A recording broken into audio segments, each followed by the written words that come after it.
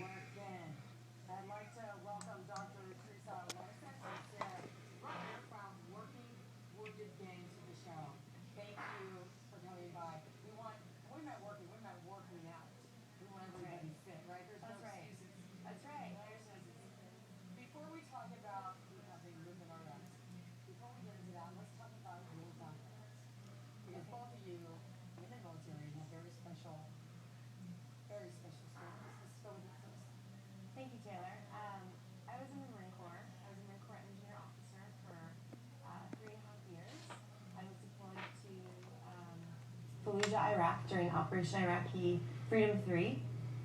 I had a platoon of about 56 Marines, wonderful guys and gals, and was challenged daily. I wanted to, in college, being a college athlete, I wanted to serve my country. My two older brothers were Marines, and I wanted to give back, get my hands dirty, and develop as a leader. The Marine Corps definitely pulled out a lot of my strengths, a lot of my weaknesses, and it made me grow up really fast. But ultimately, it helped me decide what I wanted to do with my life, because I didn't want to stay in full time. So hence I got out and wanted to combine like fitness and health with medicine, and started Movement RX after I became a physical therapist. I love it. And go on and tell us what Movement RX is. So Movement RX is basically a human performance company. My colleagues and I, or my coworker and I, we are both physical therapists and strength and conditioning coaches. And we go around to CrossFit gyms and performance facilities and work strictly on movement-based approach to medicine. So when people come to us with injuries, such as wounded warriors, who is a population of people I love to work with, we take on a movement approach and help them do the things they love to do by adapting the workouts and so giving them self-mobilizations and programs to help them do the things they love to do. How rewarding, huh? Oh, it's freaking awesome. All right, Sarah, tell us your story. I was a Marine. I joined at 16 years old, and I was stationed at Headquarters Marine Corps, which is across the street from the Pentagon. On September 11th, I was getting promoted, and I was actually at the Pentagon September 11th. I was injured, and I served 3 days on a fractured ankle. Did not know it was fractured. By the third day, it was shattered. I've had 5 surgeries since, and I currently have no feeling from the knee down. I have nerve damage, which is called RSD, and I'm currently trying to have my leg amputated by next year. You want to have an amputated? Yes, I do. Way of life for me as an athlete would just be so much easier to have 2 limbs instead of 1 functional limb. Wow, I don't even know what to say to that. Yeah. It's very profound. I mean, if it causes you that much problem, those, like you want it severed, you want it amputated. Yes. With my type of injury, the only way they know how to deal with them is to feed them medication, because with my injury, there is no cure. So what I would like to see is, before it spreads up my leg, to go ahead and have it amputated. And it will spread through it? It could possibly spread up the rest of my leg. Do you have a time limit on this? Is there a... No, there's no, I would like to have it done by next year, but there's no time limit as how rapidly it grows. So why can't you just get it done now? If you want to? I am fighting with the VA now. They work with preventative care, and they tend to try and solve the problem without doing surgery. And if I could find the doctor to do it, I will have it done as soon as I can. What about if you found a specialist who could fix it without amputating it? There is no cure. And you know that? I know that. I've had nerve blocks, I've had steroids, I've had cortisone injections, you name it, I've tried it. All because you were serving our country. Yes. After you were there in the Pentagon, 9/11, and then this is what you have to do. Yes.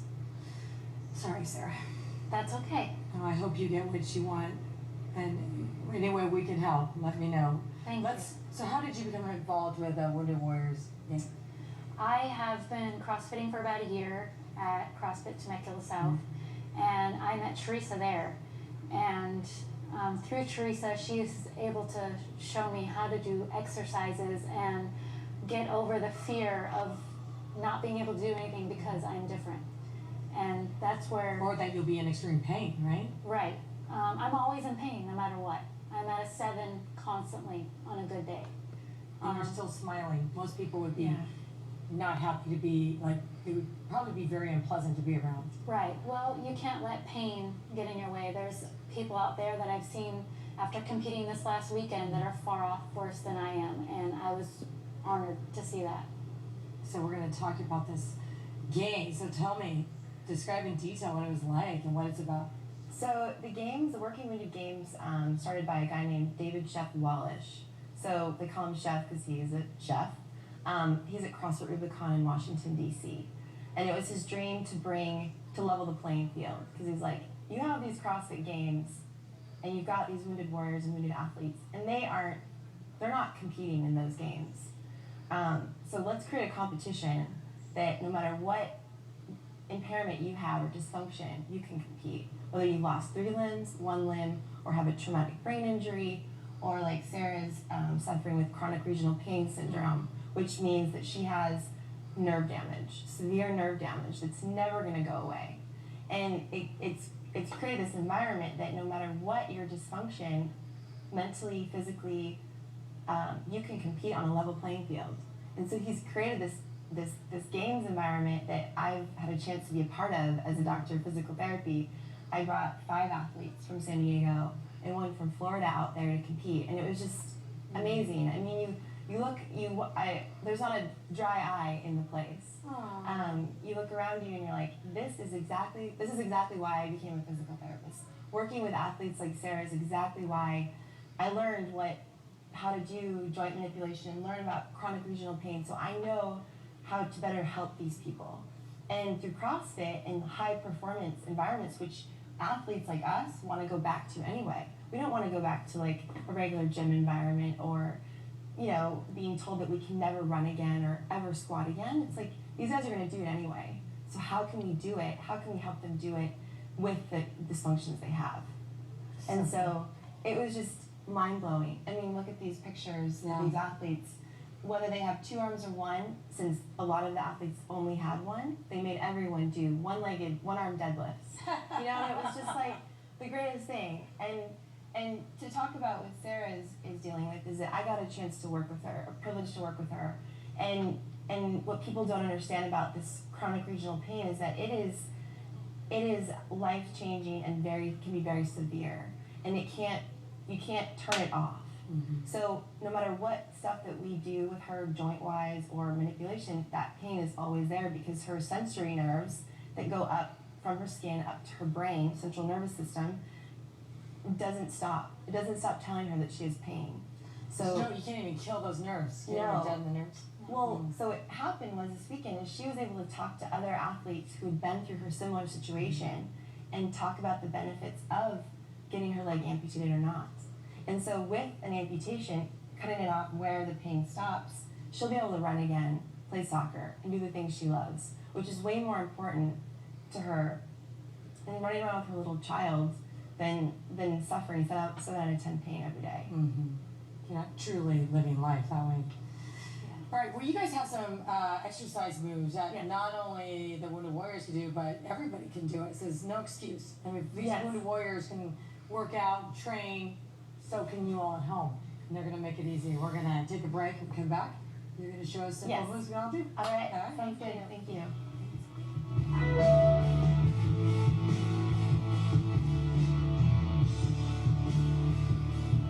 Coming up, she can function just fine, but when it comes home without using any workout equipment. Take it away, girls. Thank you, Taylor. Okay, so with Sarah, with working with her, she does pretty high-level movements we both do with CrossFit. CrossFit involves combining Olympic weightlifting, like snatches, clean and jerking, front squat, back squat, with gymnastics and endurance exercises. So you get it all. But since Sarah has had multiple surgeries on her ankle, she has a limited ankle range of motion, meaning her foot isn't able to go full range of motion for her to be able to function, especially with Olympic weightlifting. She can function just fine, but when it comes to deep squats, we had to adapt her exercises. So what I did for Sarah was I just bumped up her ankle, her heel, with a 2.5 pound plate. So what that does is, if she can't get proper ankle range of motion because her calf doesn't allow her to get it, I've taken the calf out of the picture and raised up her heel. So now she can go ahead and demonstrate a squat, and she's able to get just about to parallel. Now, still not ideal for an Olympic weightlifting movement. So what we do is we elevate her heels a little bit more. Now this is for Sarah specifically. For those of you that are at home, you may not need to do this because, one, you haven't had 5 ankle surgeries. If you just have a tight heel core, that's another story. Now for Sarah, raising your heel up a little bit more, go ahead and squat, full depth. Can get full range of motion of her hip capsule, therefore keeping it healthy over the long term. And the reason why squatting below parallel is so important is because that's full human capacity of how you should be squatting. And any lift that you do in CrossFit should be done at full human capacity. Everything you do should be done at full human capacity. So with that being said, that is one of the lifts that is kind of the foundational movement, or one of the movements that's the foundation for CrossFit, and if you think about it with life. How often are you picking up things off the ground, picking up kids, picking up laundry baskets, and it should be done with proper form. So normally also, if you'll notice our shoes, they are not elevated in the back. They're not what we call high heels. They're pretty flat. So with Sarah though, ideally you want to lift without a lift in the back of the foot. However, because of her ankle, we had to raise her heel up a little bit. One thing I wanted to show you guys was a mobilization technique for the front of your hip. So we all know that most of America sits at a desk when they work. And so that's what happens when you sit at a desk is your hip flexors, which there's a few of them. You got your psoas, your iliacus, and your rectus femoris can get pretty tight. So what I want to show you guys is something you can do at your home that does not require any equipment at all.